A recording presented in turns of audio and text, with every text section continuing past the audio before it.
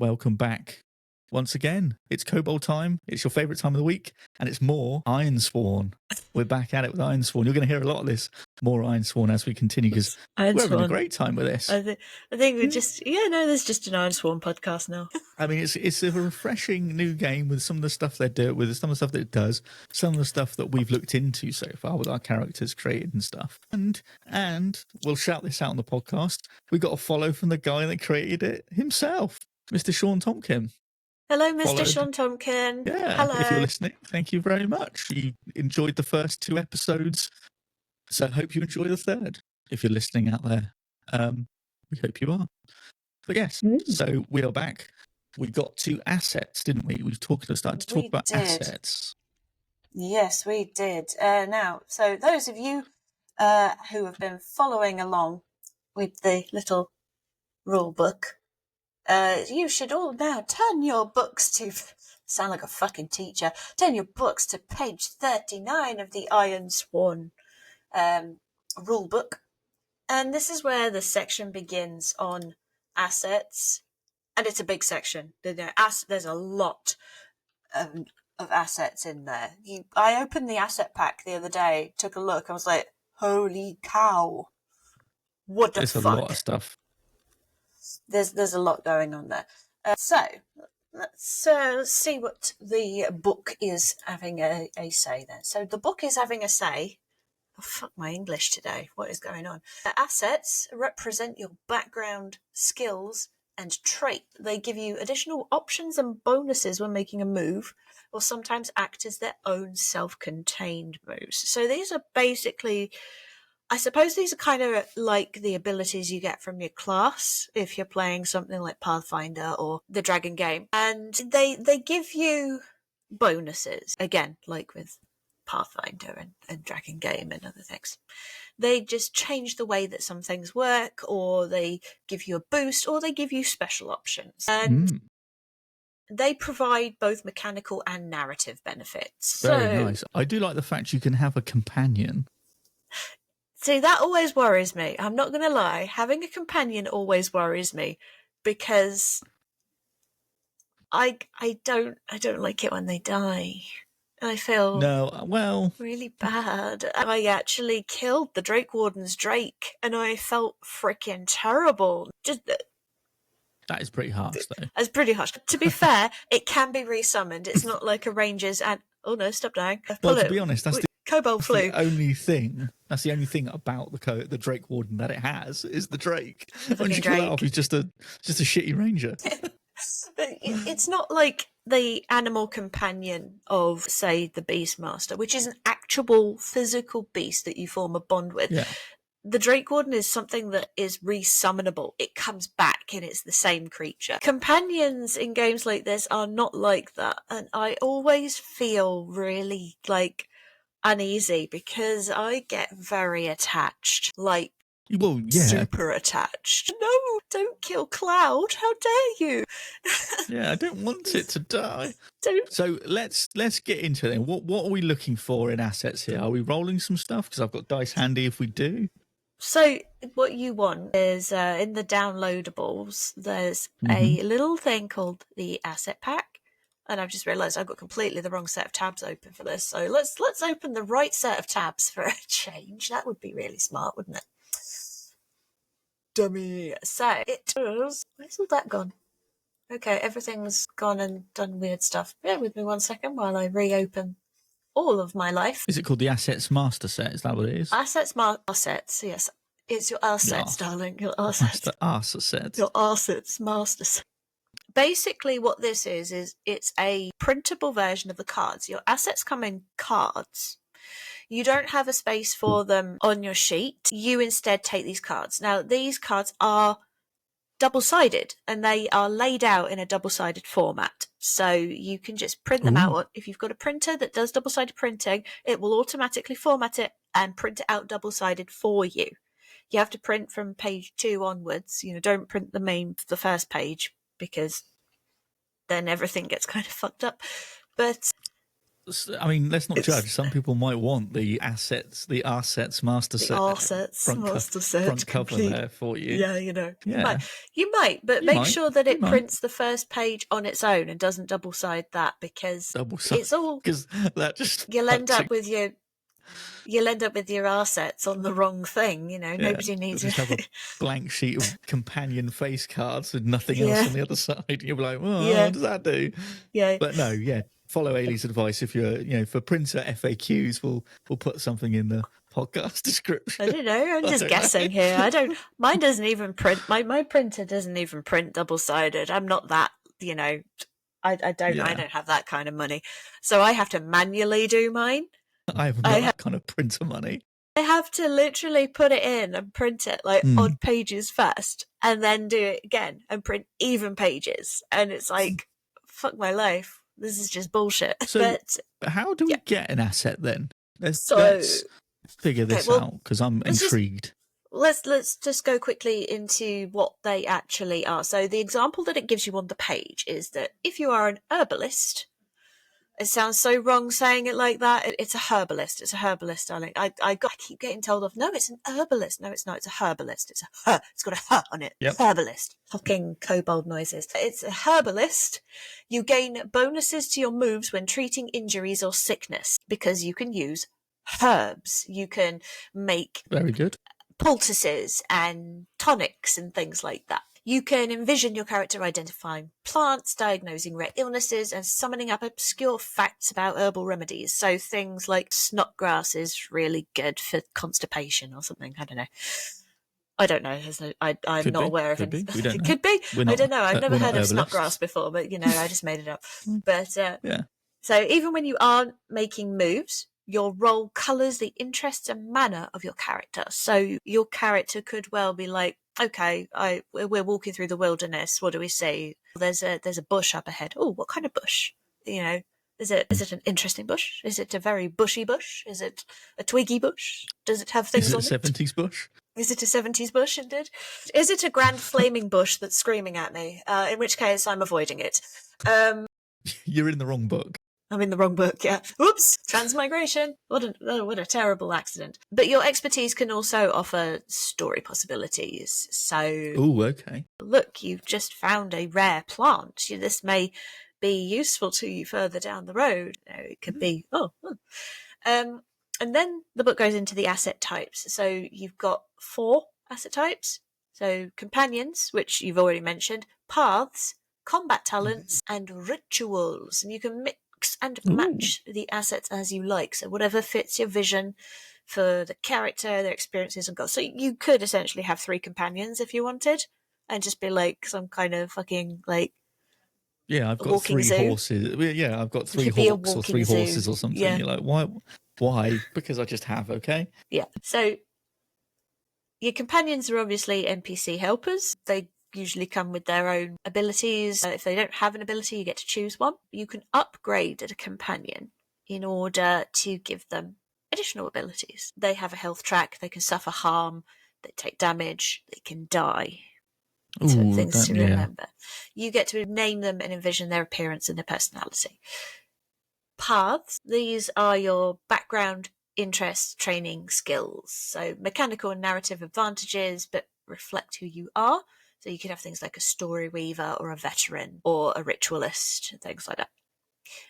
Combat talents. So Ironsworn characters are assumed to be skilled fighters already, but a combat talent reflects a special area of skill. Like the one that they've got on page 40 is the shield bearer. So that is basically like you are exceptional with the shield. You can use the shield in a variety of different ways, not just as a defensive thing, but bossing in the nose, and maybe it's a magical one and it comes back, who knows, all that good stuff. All that good shit. But they typically require you to hold a specific weapon or wield a specific weapon, and if you don't have that weapon handy, or if it gets broken, you can't use those abilities. You have to have that weapon. So to use the shield bearer talents, you must have a shield, which, it's understandable. You can't use shield bearer talents using a toothpick. That would be stupid. That's just I'm dumb. going to use my shield bearer talents on my pike. It's like, how does that work? Well, could just spin it. I have 14 pikes that I arrange in a shield type In a formation, shield where the halves of each pike crosses over to make a shield. This sounds very convoluted. It is, and very unwieldy. It's very unwieldy, and very, I'm more likely to stab myself in the foot than anything else. Yeah, and it's very heavy, so I won't be able to lift. I'll only be able to use one use of this before I collapse. You can't even hold it because you've got 14 pikes or whatever. You can't even hold it. Your hands aren't big enough. Yeah, just crisscross together to form a shield because the GM said it was okay. We're putting that toxic player trait. Toxic player trait, yeah. DM, I don't know if you noticed this. I've got 14. DM, I think you'll find that I have dark vision / so 14 pikes / that a I carry with me, 14 pikes I carry with me at all times. I am able to use my shield bearer because I'm able to interlock them like I'm in some sort of Japanese anime. It's like, no, that's not really going to work. No, I don't think so. Not unless your pikes are made out of some flexible, like bamboo material. In which case, they're not really pikes, and I'm going to beat you to death with them. Or they're like those, like sort of batons that you can like click out, like yes. sort of thing. I love those. They're so fun. I just love the clicking noise they make. I love the tappy clicky noise. It's like a mechanical keyboard or a typewriter. I love that tap tap tap. So I love the noise they make. So with rituals. Rituals is the final one. Good. So so magic in Ironsworn is cast through rituals. You don't cast spells like a fireball or whatever. You cast rituals, which then help support your actions or act as unique moves. This is kind of how a lot of people see or assume that these kinds of things would have worked, like the magic stuff that people think of. When you think of real world examples, you always think of the rituals in front of the altars and there's the circles and candles and stuff. That's kind of what these things are. They are not performed for an immediate benefit. They are performed for either a long-term benefit or for very specific benefits in specific circumstances. You can select them and upgrade them to make them more flexible and more powerful, like over time. And all rituals utilize a move as their default marked ability, so they will tell you on them. You must make this move and the association action roll to trigger the effect. So there are two rolls involved by the sound of that. Is that right? Yeah, I believe so. Any secondary abilities you gain by upgrading the asset are dependent on performing the ritual described as the default abilities. So they have one on here. It is communion. And we all know what a communion is, I hope. So the first level of this is when you surround the remains of a recently deceased intelligent creature. So if it was like my horse that died, for example. Yeah, no, you couldn't. No, because horse is pretty dumb. What, you say my horse is dumb? How rude. Yes, I am. I'm absolutely saying your horse is dumb. I'm going to tell you that right now. Sorry. Your horse is fucking stupid. He walked into a tree. It is dumb. Once I whip out my Ouija board and speak to Chestnut on the other side, she'll have some very harsh words to say. Yeah. So you surround the remains of a recently deceased intelligent creature with lit candles and summon its spirit. Roll plus heart. Add +1 if you share a bond. So if you have a bond with this creature, this person, this intelligent being, you can add 1 to it. On a strong hit, the spirit appears and you may converse for a few minutes. Make moves as appropriate, add +1. On a weak hit, as above, but the spirit also delivers troubling news unrelated to your purpose. Ooh, trouble at mill, right? There's trouble at mill. And I'm guessing if you fail, the spirit just doesn't arrive. You don't summon a spirit. Yeah, nothing happens and you just question your religious... Question your life choices. I suppose. Yeah. God damn it, what am I doing here? It's like a cleric like a cleric that fails like healing or something, that can't turn undead. Why do you bastards not die? Fuck's sake. Yeah. But no, that's good for some good RP, I think, as well, if you're trying to do that sort of thing, and good for story elements. Yes. I like that. Now, there's a bit. It does leave a bit of leeway as to what recently deceased means. Right. Because later on you can upgrade it, and the upgrade, as above, and you may also commune with the long dead. Now, long so you can dead go back sounds in really time. cool and ominous. I'm not going to lie, Yeah. the wording there, you may commune with the long dead. Long That sounds dead. like some really deep and creepy, otherworldly undead creature, and I need this kind. I'm game. The long dead. I mean, yeah, you could be speaking to some sort of ancestor from like millennia ago. Yeah, it's sort of. It's a little bit flexible with what you mean by recently deceased. So is it like literally like they died a few hours ago, or could you have recently deceased as in like up to a week ago? In fact, what is a week in world time? I don't know, because in Another various bit, games it's like 10 days, and others it's 7, and then others it's not. I mean, I think this is going to be a standard Saturday to Sunday. I would have thought Saturday. Yeah. Saturday sort of thing. Saturday. So we're a 7-day week kind of game, are we? Okay. We're not going to be like every blood moon it's 20 days. Like what? How many blood moons do you have? There's only one blood moon a year. It's like, fuck yeah, not in this world. We don't know. Well, in this no, world, we've got many blood moons. Fuck my life. We have one every week. No. Oh my god, a blood moon every week? Yeah. Oh, how short is this lunar calendar? Like, how do we acquire these assets? How do we get our hands on some of these assets? How does that work? So you start with 3 when you create your character. You can choose any assets. Which we haven't yet. We haven't yet, because we wanted to talk about these because there's a lot of freaking assets. There's lots to look through, and we just wanted to talk through it. So you select 3 when you create your character, and additional assets can be acquired with experience points when you advance. Now I'm just going to move to the advanced page, which is page 103 if you're following along. But when you focus on your skills, receive training, find inspiration, earn a reward, or gain a companion, you may spend 3 experience to add a new asset, or 2 experience to upgrade an asset. So you make this move when you spend experience to add or upgrade an asset. Narratively, you consider how these experiences and fulfill vows have led to these new abilities. Was your horse a reward from the thankful chief of a Highland clan? Did you train under a powerful mystic? Or has your time spent trekking across the wilds made you adept at woodcraft or navigation? Let your choice of assets flow naturally from the fiction. It then points you on to page 222, where it talks more about advancing your character. So it goes into depth about experience points. There's a lot in here. We're going to have to look at it eventually, but it does once again explain: spend 3 experience to gain a new one, or spend 2 to upgrade, and then goes into examples of connecting assets to stories and vows, and then moves on into flowcharts. There's flowcharts in this thing. It's amazing. Flowcharts. I friggin' love flowcharts so much. Sean, you're a genius. I love you as well.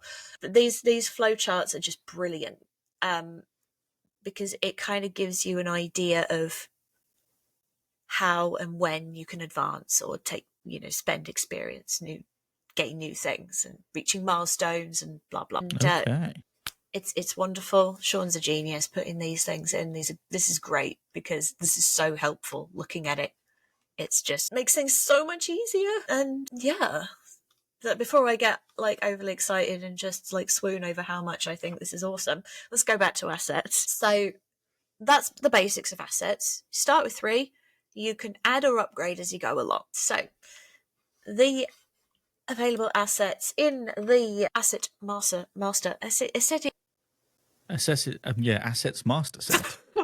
I give up. No more English from me. I give up. No more English from me. I'm just going to talk in blubbles from now on. It starts off... Jeebus. It starts off with companions. Okay. And it looks like you've got 9 there, have you? So you've got 10 in total. Oh, you've got 10. There's one on the next 2 pages down. So the available... And this is fun. Cave Lion. We should roll for this. We should roll for our companions and assets. We should roll for all this stuff. But listen to these things that you have. You have Cave Lion, That's a fucking big cat. You have a hawk. Okay, hawk is cool. Hound, horse. Yeah, normal. Owl. Yeah, raven. Yeah, okay. Giant spider. Are you fucking kidding me? A giant spider. Mammoth. Okay. Fucking mammoth. You're kindred. You got a buddy. You got a fucking friend who just stays with you all the time. It's like, yeah, mate. That's great. Got my buddy by my side. It's great. Young wyvern. Let's just drop a young wyvern in there. Why don't we? Yeah? There you go. And it even says, your wyvern won't devour you. For now. For now. Yeah. For now. I mean, does that mean Danger. at some point you'd have to, like, roll or something? Like, I'm in danger. I'm in danger. It's possible. You know? Yeah. Like, you'd have to roll something to say, like, does it still consider me an ally, or am I just going to get devoured by this young if you thing? do something really, really bad, you know, you could lose it, I suppose. Narratively speaking, that could happen. And it's like, what the fuck? Wow, okay. So, yeah, chances are you could get devoured by your own wyvern companion if you're a bit of a dick about it. So, serious be business. very careful. Be very careful. And the others, a lot of them are, you know, understandably normal. You know, hawk, owl, raven, horse, hound. They're pretty normal. The cave lions are a little bit out there. Your giant spider and your mammoth are a little bit out there. But, you know, yeah. Wyvern is very out there. I just like the idea. So I just like that you can have kindred. Just a friend of yours that just goes around with you, just basically like a perma buddy. This is great if you're adventuring alone. So if you're playing this alone, you've basically given yourself a friend so that your poor adventurer doesn't get bored or lonely or sad out in the wilds. Well, yeah, that's quite, and it does have some good buffs as well that can help you out by the look of it. Oh yeah, it's awesome. It's so nice. And then the final thing that you can upgrade it to, bonded. You can become bonded to your companion, and it gives you a bonus when you face desolation in their presence. And it's like, you basically got someone who's there to grab you by the collar and haul you out when you're drowning in mud. It's great. It's nice. I mean, that's pretty decent. That's pretty good. That's what you want, you know? You want someone to grab you by your pants and just, like, fuck's sake, give you a wedgie to wake you up when you're being a bit of a tool, you know? Yeah. Knowing some of my friends, that is exactly how they would sort people out. Give them a fucking wedgie. So, companions. So you get to start with, there's 10 of those. Okay. You then have paths. There's a lot of paths. I'm not going to lie. Let's see. There's about 4 pages of paths. Looks like there's like well over 20 or something by the look of that. 1, 2, 3. So 4 pages plus 1. Can't do maths now. Hang on. 36. So 37, I think. 37, 38. And so there's a lot of paths. And these cover a wide variety of things, from alchemists and dancers all the way to ritualists. Shadowkin, that's a fun one. Bits and pieces like that. Now, some of them you can't take. You have to take them in specific circumstances. So there's a path here, Path of the Weapon Master. Once you fulfill your vow, formidable or greater, in service to a seasoned warrior, and forge a bond to train with them. So you can only take that path after you have done those things. Wow, okay. You can only take the ritualist path once you fulfill your vow in service to an elder mystic, and you can only become Shadowkin once you have become corrupted. Okay. There's another one here called Revenant, which is once you face death and return to the world of the living. So when you succeed against death, you can take the Revenant path. Now, I think that sounds really cool. Okay. I think you're sort of like a husk type thing, aren't you? Sort of semi sort of zombie, sort more of, I think living it's dead more, sort of thing. I think it's more that you came to the brink of death. It's like you've had a near-death experience and you've gained a greater understanding of You've death seen some as a stuff. whole. You've seen some shit, yeah. You took a peek through to the other side and saw what was waiting for you. So you've got those. So like I said, some you can't take immediately, some you have to have, there's certain prerequisites, but some you can just take straight out. Next are combat talents. There's a number of those as well. There's 7 on the first page, and then another 7. So there's 14 of those by the looks of it. Okay, that's pretty cool. 14 different ones, and there's a couple of fun ones in here that I've spotted just rolling down. The Berserker. If you are clad only in animal pelts, stuff happens. Some might be, yeah. Fletcher, so making arrows. You've got long arm. This is an interesting one because long arm is relevant to staves and staves and things like that. A bit sort of polearm master type. Polearm master type thing. Yeah. But specifically with staffs, so blunt ones, because skirmisher is if you wield a spear. Okay. Righto. Thunderbringer, if you wield a mighty hammer. Sunderer, if you wield an axe. When you wield an axe. Yeah, bonk. When you wield an axe, bonk. And then after that, it's rituals, and you've got 6, so 15, 17 rituals, which includes the communion, which we talked about earlier. You have one called Keen. Now, this is a bit of a weird one because it talks about a keen. Anybody that's played D&D from like 3rd edition has heard of keen weapons. Then keen weapons were always like sharper or faster or whatever. A keen is actually like a song. A keen itself is more like a rhyme or a song or something, a bit like that. And you hold a weapon and you sing a keen for those it has killed. And then on a strong hit, you inflict additional harm when you strike or clash. So it's got a double meaning there.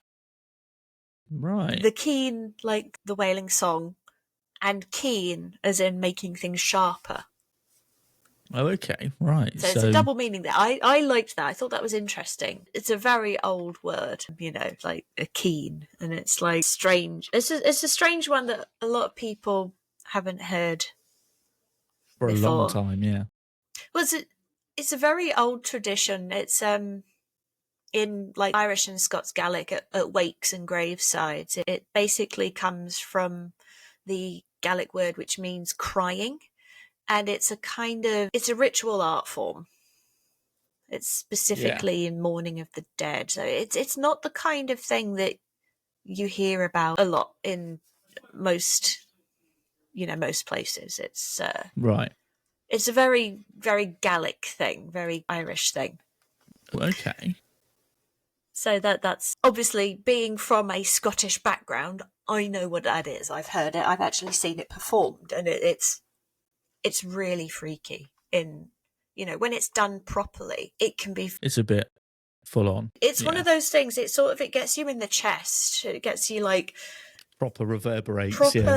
Like in there, and it digs in, and it's cold, but it's also like weirdly warm, and it runs up the back of your spine, and it's like, ooh, it's almost like the dead are actually coming back. It's very creepy. I was going to say, it sounds like a whole run of sort of emotions and feelings and things like that. Yeah, there's a lot going on there. So I really like the idea of the keen ritual in here because it actually takes those two concepts and puts them together.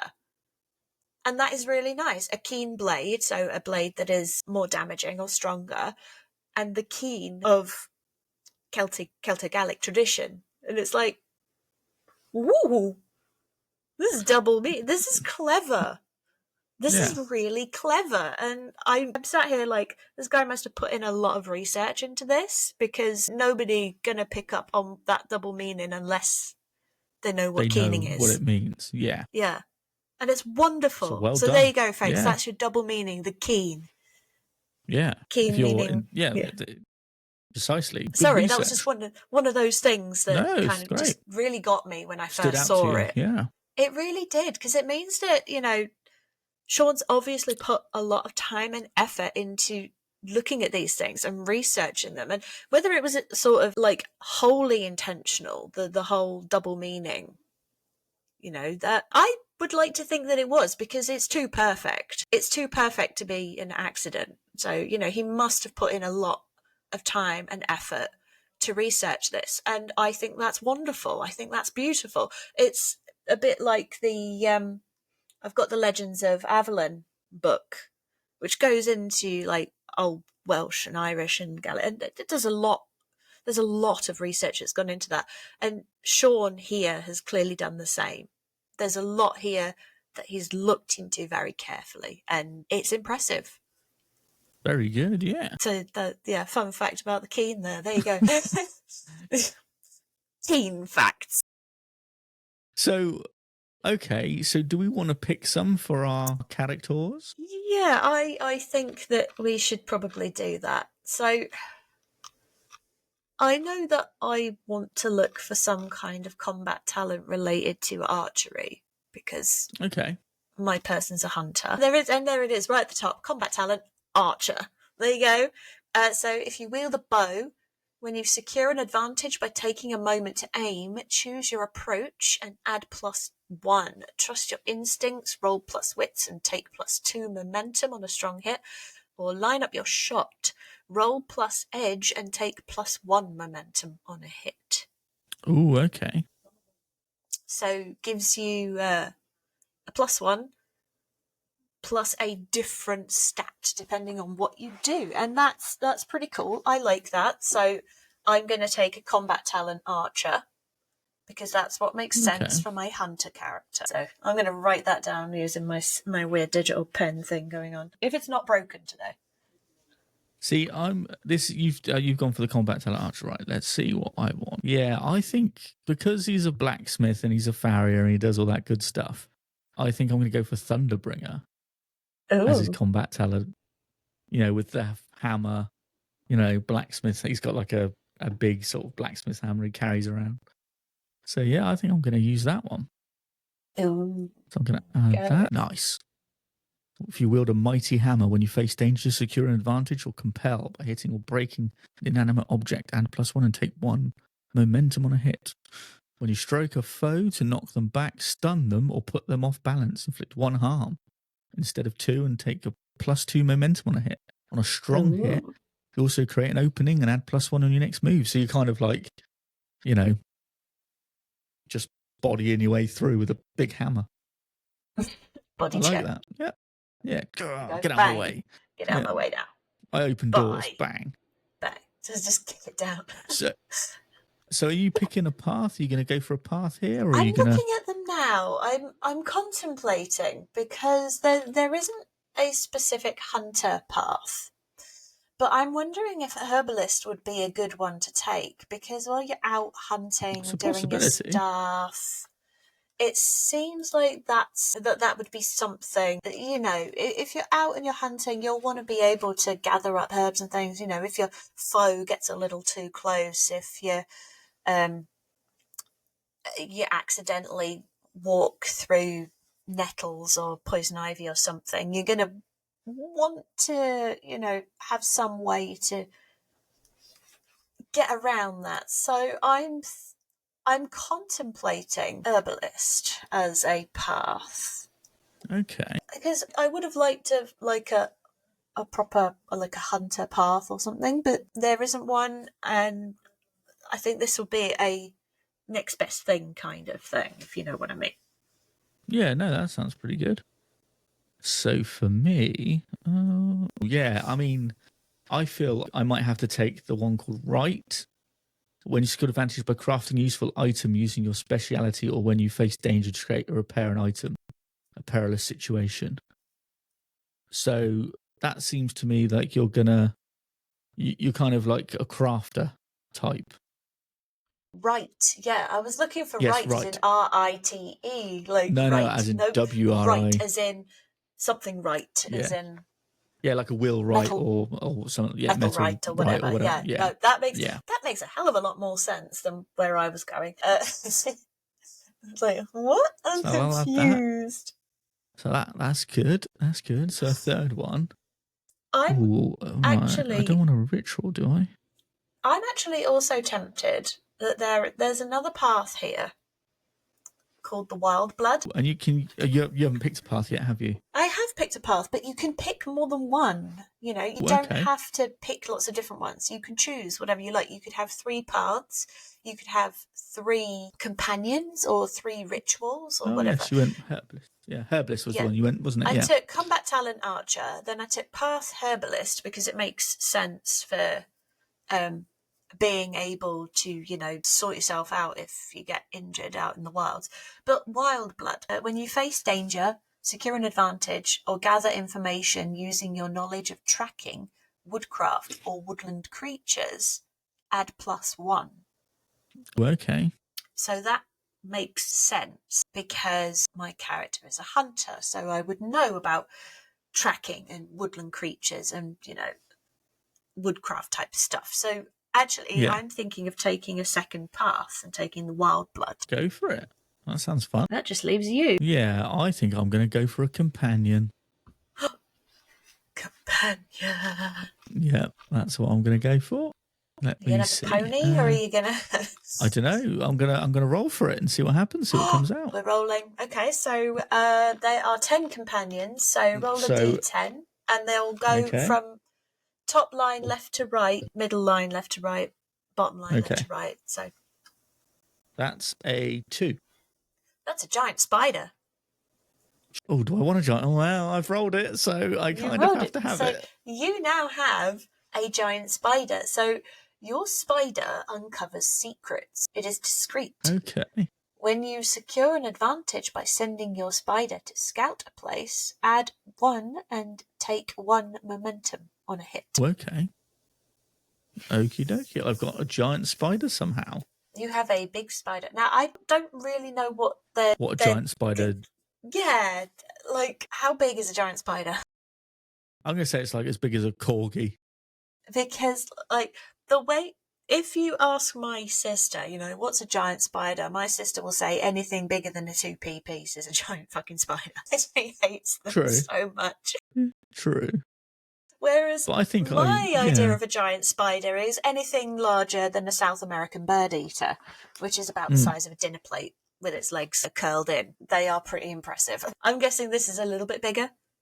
Like, as you said, like a corgi size. Yeah, I mean, it could be as big as, you know, however you want it, I suppose.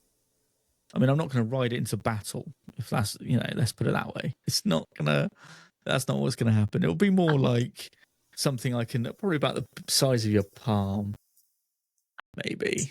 I've just looked at this. So when you upgrade it, it gains an ability called soul piercing.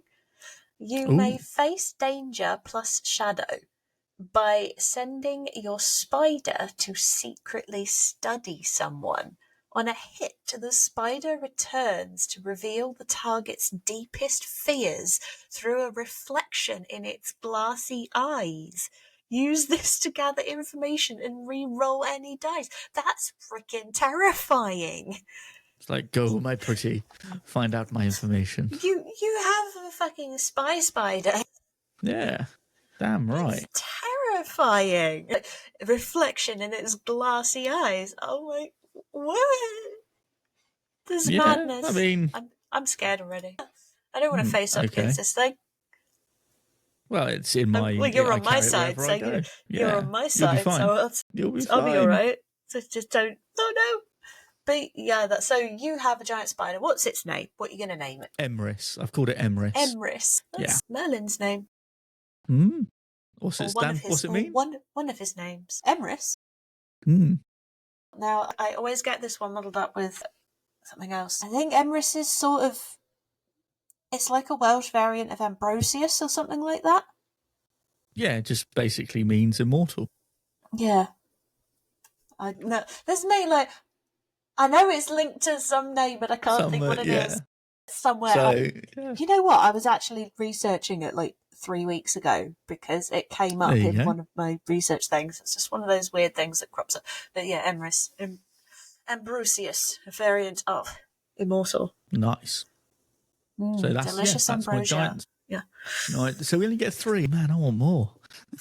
You'll have to earn more, and Yes. that's the whole point. You earn more as you go along, and so it's, generally speaking, it is worth keeping your character alive so that you can upgrade and do things with this. So looking at the card for my giant spider here, Yes, it doesn't say that I have to upgrade for my spiders and to uncover these soul piercing and ensnaring, or do I? Because it doesn't specify. you do. Yeah. So each of those little round dots on the card basically shows you the upgradable stuff. So if you look on page 39, 40 and that, you see those cards only have one of those circles blacked out.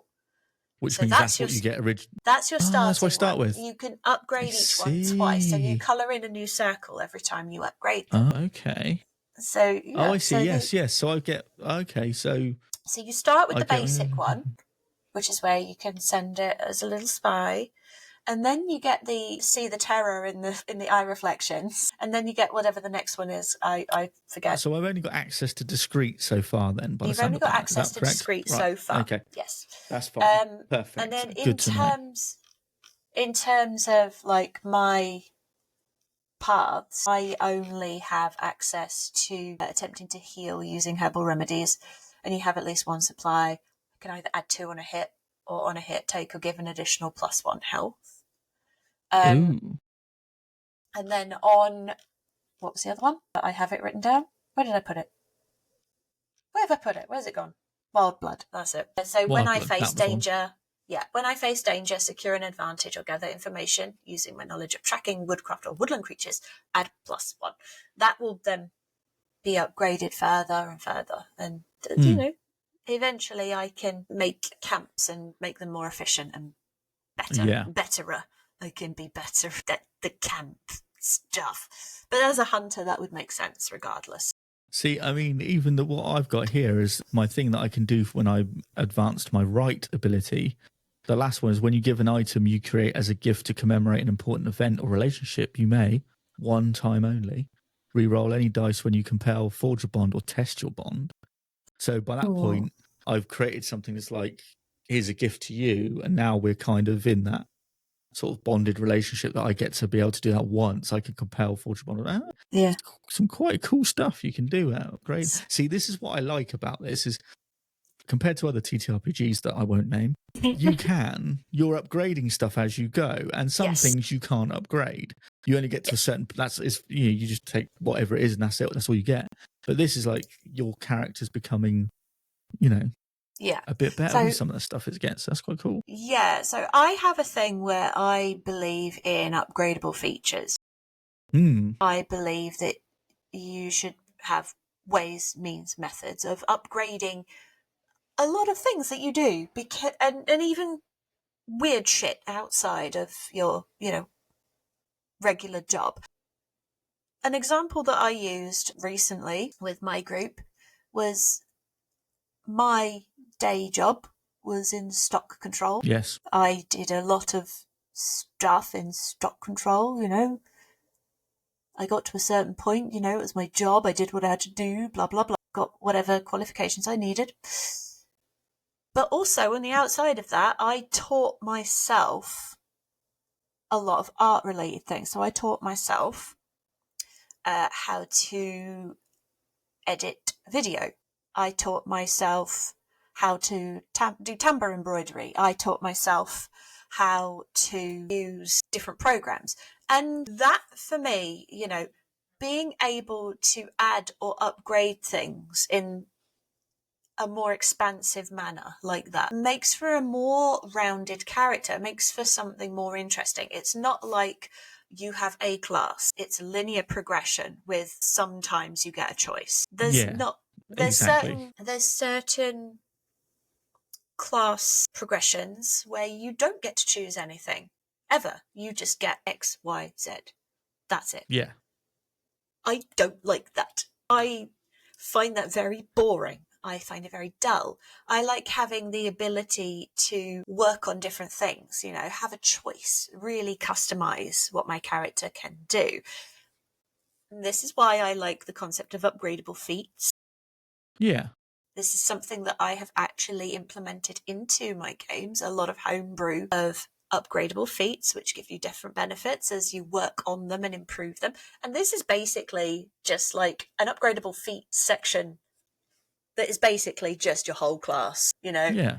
Here's some So- feats, pick what you fucking like and do what you like with For it. these assets, are we able to change these up, or depending on how the story goes, like story narrative wise, could you be like, he's changed his path or something along those lines?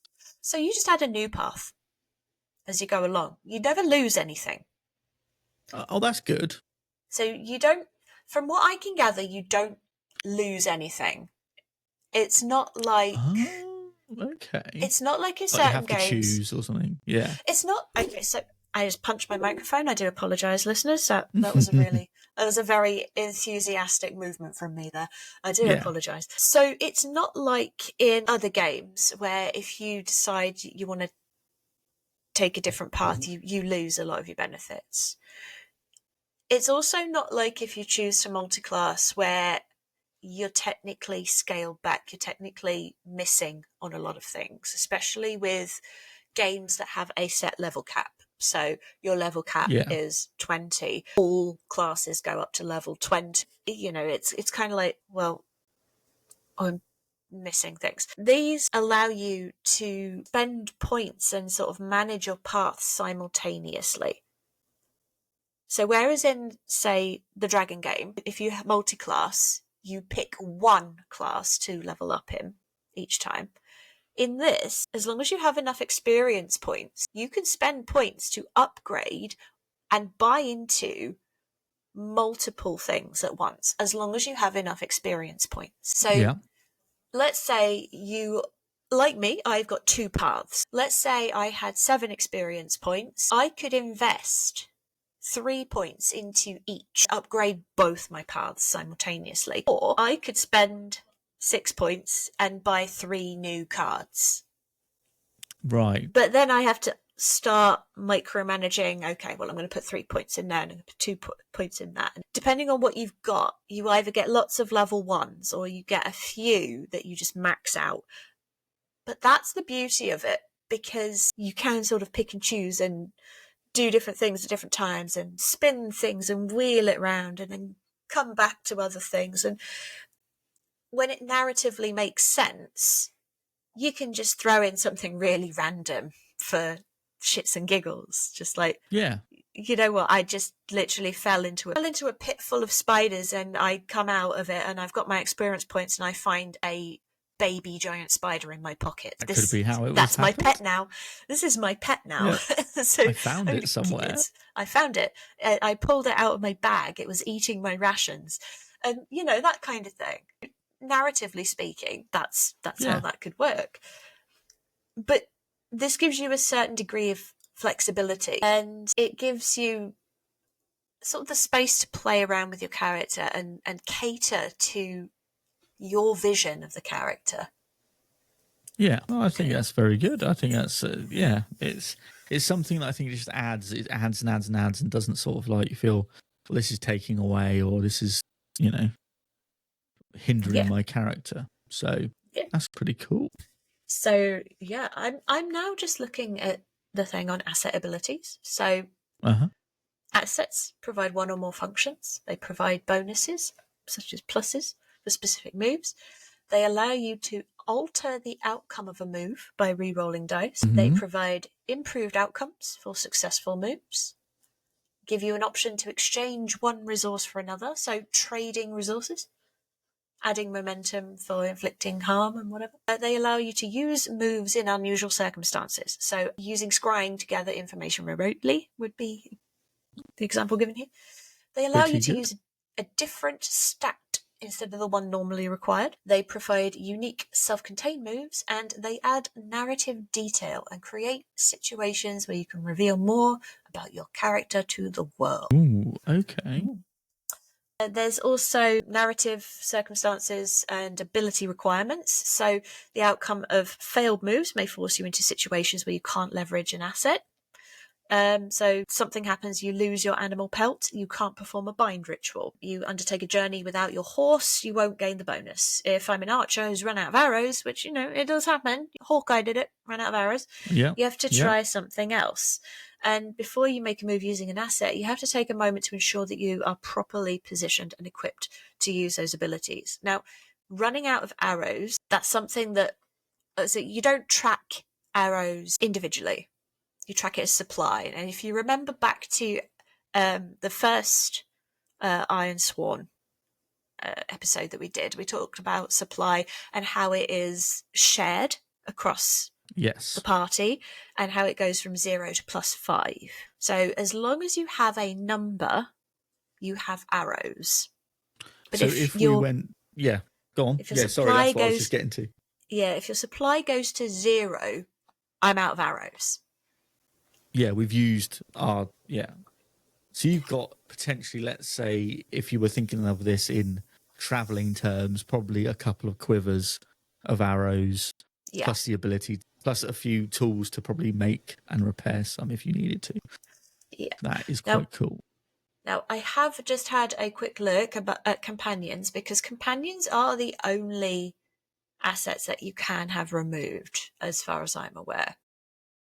Mm-hmm. Because they can be killed. So they can take harm and they can be killed.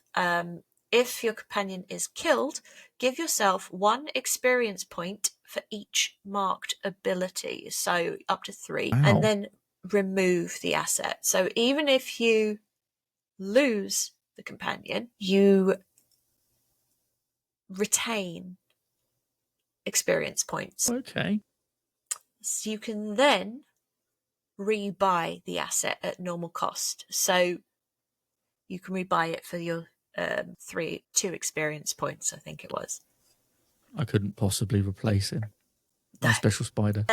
For the sake of brevity, this is on failing an asset move. Sorry, I skipped on and totally didn't read the first bit. Failing an asset move, whoopsie. For the sake of brevity, moves. This is for the sake of brevity. Moves within an asset do not usually describe the result of a miss. If an asset offers a self-contained move and doesn't provide specific consequences for a miss, you can leverage the miss result of the face danger move. So on a miss, you fail, or your progress is determined by a dramatic and costly turn of events. Pay the price. In short, make something negative happen as appropriate to circumstance. Ooh, okay. And failing a ritual. So dabbling in a mystic arts is dangerous and the results can be unpredictable. If the ritual goes wrong, envision what sort of backlash might be possible. Ask the oracle. You can find a mystic backlash table on page 189. So 189. Failing a ritual might also lead to an entirely mundane result. Perhaps you were ambushed in the middle of the ritual, or you waste time or resources. You might choose to save any overt supernatural backlash for special circumstances, such as when you roll a match. So let's just practice this. So let me just grab a couple of dice and I will roll on this mystic backlash table. We will see what would happen, what could possibly happen. So that is going to be a 21. Ooh, that's quite concerning. Hello, that's quite concerning. You collapse and drift into a troubled sleep. So I just hit the deck and you just unconscious. Down, unconscious. Wow. Okay. Roll another one. That's Roll another crazy. one. See what we do. Okay. Let's have another one. Let's go. That's an 83. 83. You develop a strange fear or compulsion. Okay. That's quite cool. So suddenly you're scared of potatoes. Yeah, I'm afeared of something. I'm afeared. Or I'm compelled to, I don't know, try and catch a turkey every time I see one. Yeah. In these forests, I have to go after it. I'm compelled to. I have fucking to. I turkey! must have it. Go for the turkey! I'll be back in a minute. Big warhammer running off into the woods. Yeah. Okay. Well, we've just hit the hour mark here then. So is there anything else we need to cover? Okay. So basically, we pretty much covered assets. Well, I think we've covered assets. There's a lot involved in assets. There's a lot to do with assets, and it can be a little bit daunting when you look at them all like, oh. the best way to go about it is just to think, okay, what kind of stuff is my character going to be good at? So my huntery character, archery, yep, going to be good at survival, also going to be good at, herbs and shit. So that's where mine came from. So that's how mine came about. So Caldus now has all of this stuff going on. And you don't have to be completely literal about it. Like, no.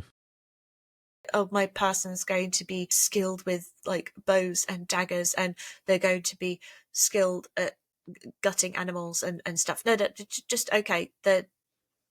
They're an archer, they're a survivalist. Just be generic, be general, and then see what matches that generic description. And that's actually how I went through my assets. Yeah, you're trying to make a character of what you want it to be, but also at the same time, it kind of fits the sort of keep it simple in a sense. Yes. Okay. And I'm just taking a look. So after assets, experience, it goes on to experience. We don't have any experience right now, so we can ignore that. Equipment. Note of any important equipment or items you start with. These are things that might impact the narrative and the moves you make, or provide texture to your character's background. They don't offer mechanical bonuses unless they are represented by an asset, such as a weapon used in combat. There you go. You assume you are equipped for travel and adventure as represented by your supply track, so don't worry about rations or ammo. What, you mean I'm not going to get my 50 foot of hempen rope? No. I'm most displeased. And your 10 torches that most people don't need. I mean, even I'll just say this now, and I've played D&D in the past. This is not anyway. This is Ironsworn we're talking about, but when you get a pick of barbarian or something, you always get javelins, and I never use the javelins. So I like the fact that you have a supply that could just mean anything. You've got it. It's anything. Supply. You've got it. It's there. If you've got like a hunting knife, a dagger, or whatever. Yeah. In some instances, it like other games, it is quite stupid at how specific it is. You get javelins. I don't use fucking javelins. Yeah, I don't want them.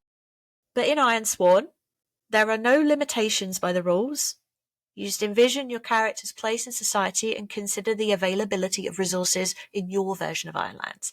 So by default, a fine sword or a set of quality armour is rare and would mark you as someone of note. It would influence how others react to you in the fiction of the game. So you would only have that kind of thing if you were, say, the son of a chieftain or the... Yeah. That kind of thing. If you want to begin your adventures as a typical Ironlander, you envision yourself outfitted with the cheap mundane gear, so a hand-me-down set of quilted armour, a slightly ratty cloak, battered wooden shield, spear and a knife, Improving your lot in life can be part of your narrative journey. Now, to start, make note of any items which have a narrative impact and equipment which relates to your assets. So, okay. So that could be something like a narrative impact thing could be a trinket from someone that you have a bond with. Your equipment would be related to, say, your paths and your combat skills. So for Caldus, that would be a bow, probably some kind of small knife, and probably something like a little wooden pestle mortar type thing to do the herbalism stuff. Yep. They'd probably also have some leathers and a cloak, something like that to help with their hunting, something quite light and making them maneuverable. So that would be what they would have. They'd probably have a trinket from, if you remember, Becca, their aunt, who is the hunt master. And, maybe her and Eden have something that marks them as like scouting pair. If you remember, Eden, probably going to be some maybe like a different coloured, like a sort of sash or something that would differentiate them. Maybe they wear like a blue sash around their waist that they're the scouting party, or maybe the cloak's a different colour or something. There would probably be somewhere like maybe greys, or greens, if you imagine where we are, because we are in the deep wilds. deep wilds. So it's very green, lots of forest, lush So and I would say wonderful. it's probably going to be like a really dark green cloak. So that's the kind of thing that Caldus would have. Or maybe even an emblem. Maybe the clasp on your cloak has a specific emblem. Who knows? Yeah. That's for you to decide. It could be like a little cloak brooch type thing, with the pins that go across. It's pretty nice. Yeah, and it's like they're really cool. I love those. I think those are great. It could be something like a bird or something like bird with some sort of motif. Yeah, like a hawk or a falcon or something. Carved from bone. That would be cool. Could well be. Yep. I mean, for me, there's some of the just sort of random inventory items that I've picked, which was kind of stuff he'd probably have, like metalworking tools. There'd be farrier's tools he'd probably have, and like a leather apron and that. And he'd probably have his hammer as well with him, and that's kind of all I've kind of put in there outside of it, which I've given a name. Actually, I've named my weapon. Oh well, people do like to do that, don't they? What have you named it? They do indeed. I've called it Broken Promise. They've called it the Broken Promise. The Broken Promise, quite dark. Yeah. Wow. There's going to be a story behind that name, isn't there? Yes, I think so. I'll have to come up with something about that. But I think okay. No, you have to come up with that at some point and let me know because I need to know now. The first time we play this, I will probably reveal it. Then it will be some sort of like indeed. Yes. So as you heard there, the first time we play this, we are in fact going to. I think now's as good a time as any to sort of reveal the little side project that we've been preparing. So, two kobolds play different TTRPGs, and we will be playing Ironsworn as our first little bonus variation of this. We haven't started recording it yet. I'm going to just tidy a few things up. Maybe I'm actually going to print this bloody character sheet out and, write stuff down on it in a way that is actually, fucking readable for me. Yeah. Can't see shit on this thing. But get that all sorted, get ourselves some little printouts done, and, we're going to give it a go. So, have you played Ironsworn out there, you guys? Have you played it? What did you think of it? How did it go? Did you die horrifically, or am I just thinking of Mothership, which I've been playing lately as well? No, I mean I have. There is some APs of Ironsworn out there with dual players, like we intend to play it. And there's one of them specifically. I can't remember the name of it was on YouTube, the name of the show, but it was within I think the first hour or so. Their character had already been killed by some unfortunate event, and they were like, "Whoops. It's that easy." Yeah, it's that easy. It's that it can happen. Oopsie. So. Yeah, I mean, I'm looking forward to playing this. We have to keep an eye out on your socials and news feeds and channels and stuff as we do a bit of deep dive onto this and give it a shot. Yeah, give it a go and dag. Yeah, and see how well we actually do with this because I don't know, but I haven't played this before. No, me neither. So this is going to be like a whole new venture into sort of playing this, and it's GM-less as well, so we have to kind of drive our own narrative, which I think will be fun. I've never done that before. I've never done a GM-less thing before. No, I've played things like Spire and Heart and Mothership and Urban Shadows, but obviously they've all got GM and but we're making the rules now. We're making the rules. We're deciding what happens. And it's all down to the fate of the dice as well, I feel. I'm going to die. Because I know what I'm like. I know what I'm like as a DM, and I can be a bit of a dick. Yeah. So we're going to see how this plays out and how this figures out. Maybe we might record soon. We'll see how it fits into our schedule. See how it fits in. But keep your eyes and ears open, and we will put that out there as soon as we are able. That, I think, that's going to be it for assets this week.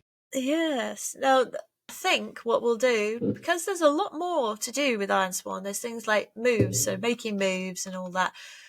But I think we'll leave that for when we actually do the playthrough. We'll go through that stuff as we and we could even come up with like a post-session one. How did we feel we did? What moves did we make? And sort of like a dissect our first episode of this wonderful game we've Yes. discovered here, which is all Yeah. down to some of the listeners here and people who've suggested it, that I went and asked the questions on the socials about, like, what would you recommend as a 2-player? And Ironsworn was the winner. Ironsworn come out It on top. was A lot of people recommended it. the winner by far. So, Yes. again, big hello to Sean Tompkins and a big thank you for creating this game, because I hadn't played it or seen it before, and now it's here, and it's kind of taken over my kobold cave. So, oh dear. Which is good, though. It's good. It's a good thing. And hey, if anybody has any hints or tips or ideas about how they would go about playing, send us a comment. Just drop us some messages. We love to see messages. We love them. They make us, make us smile. Yes. And a happy kobold is a, Is a productive kobold. Yeah, a happy kobold isn't plundering your hoard. Exactly. Lurking around every dungeon crawl. But yes, we are now on Blue Sky. We are officially on Blue Sky as well. We created that the other day, got that out there. People seem to be enjoying that. We've put some stuff out on YouTube as well. We're sort of re-uploading the podcast onto YouTube in a sort of slightly captiony video format. We might have to figure out more other stuff we want to put on there as well. Yes, indeed. But yeah, go check them out. Yeah, and while you're at it, you can still find us on all the regular socials. So we are still talking about the bird site. We are still talking the Tumblr. We're talking about Mastodon. We do sort of linger and lurk around Mastodon. You can also find us on Ko-fi, where you can support us with a little a copper in the coffer, if you please. Just drop a little jingle. If you please. If you please. But yeah, that is going to help us to basically produce more and better content, and to basically, at this stage, we're looking to buy a domain name, because our current website domain name is ridiculous. So put something a bit more snappy. Yeah, a bit more snappy. Yeah. So drop a couple of copper in the coffer, and that'll help us out greatly. It'll help us continue producing this random face dribble that we come out with. What I like to call top-notch kobold content. There's me just like, I just talk. I don't know what I'm saying. I'm trying to put some branding on this. Yeah. But yes, thank you for joining us. Yeah, thank you for joining us. We hope you've enjoyed this episode. We'll be back next week with, just have to wait and see what we come out with next week. We haven't decided yet, but we'll be back next week. Catch you later. Enjoy.